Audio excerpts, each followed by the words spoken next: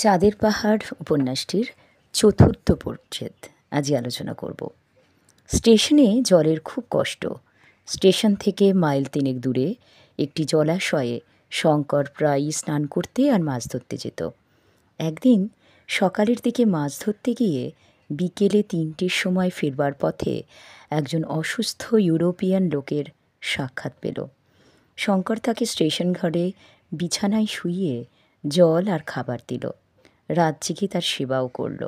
তার নাম Diego Alvarez, জাতিতে পর্তুগিজ। সে শঙ্করকে হীরের খনির খোঁজ করার অভিজ্ঞতার কথা বলে। সে এবং একজন ইংরেজ সঙ্গী জিম কার্টার দুজনে মিলে 4 মাস ধরে হীরের খনির সন্ধান করেছিল। অরেঞ্জ নদী পার হয়ে একটা কাফির বস্তির মোড়লের অসুস্থ মেয়েকে আলভারেজ হোমিওপ্যাথিক ওষুধ দিয়ে সুস্থ করে তুলেছিল।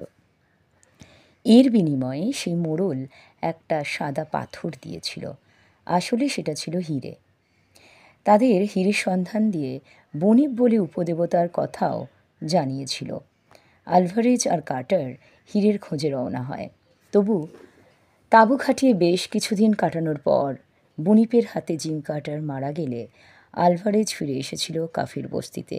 সেখান থেকে সভ্য জগতে পৌঁছে বোয়ার যুদ্ধে আহত হয়েছিল। তারপর সুস্থ হয়ে 4-5 বছর পর পুনরায় হীরের সন্ধানে বের হয়েছিল। এই অভিজ্ঞতা শঙ্করকে জানানোর পর আলভারেজ একটি ম্যাপ শঙ্করকে দিল, যা হীরের খনির খোঁজ করতে বলল। এবার একটা এক্সট্রাক্ট নিয়ে আলোচনা করা যাক। কিন্তু যে দৈত্য ওই রহস্যময় বনপর্বতের অমূল্য হীরেখনির প্রহরী, সে সম্পূর্ণ অপ্রত্যাশিতভাবে আমাদের বাধা দিলে। কে কাকে কথাটি বলেছে? দৈত্যটির পরিচয় দাও। হীরকখনির প্রহরী বলতে তুমি কি মনে করো? বক্তা কিভাবে অপ্রত্যাশিত এক বাধা পেয়েছিলেন? বিখ্যাত সাহিত্যিক বিভূতিভূষণ বন্দ্যোপাধ্যায়ের লেখা চাঁদের পাহাড় উপন্যাসের চতুর্থ পরিচ্ছেদ থেকে গৃহীত আলোচ্য অংশটি ডিয়েগো আলভারেজ শঙ্করকে বলেছে। এখানে দৈত্য হলো চাঁদের পাহাড় উপন্যাসে উল্লিখিত বণিক নামে এক জন্তু। শোনা যায় বণিক সিংহের থেকেও বেশি শক্তিশালী, ভয়ঙ্কর। এদের পাগুলো প্রায় 11 ইঞ্চির মতো লম্বা, প্রায় 3টে আঙুল। এদের হাতের নখ এত ধারালো, মানুষের শরীরের যে কোনো জায়গায় বিশাল গর্ত করে মাংস তুলে নেয় এবং বুক ও পিঠ লম্বালম্বিভাবে চিরে ফালি করে দেয়। হীরকখনির প্রহরী বলতে আফ্রিকার রিক্টার্সভেল্ট পর্বতের গভীর জঙ্গলের ভয়ঙ্কর জন্তু বণিককে বোঝানো হয়েছে।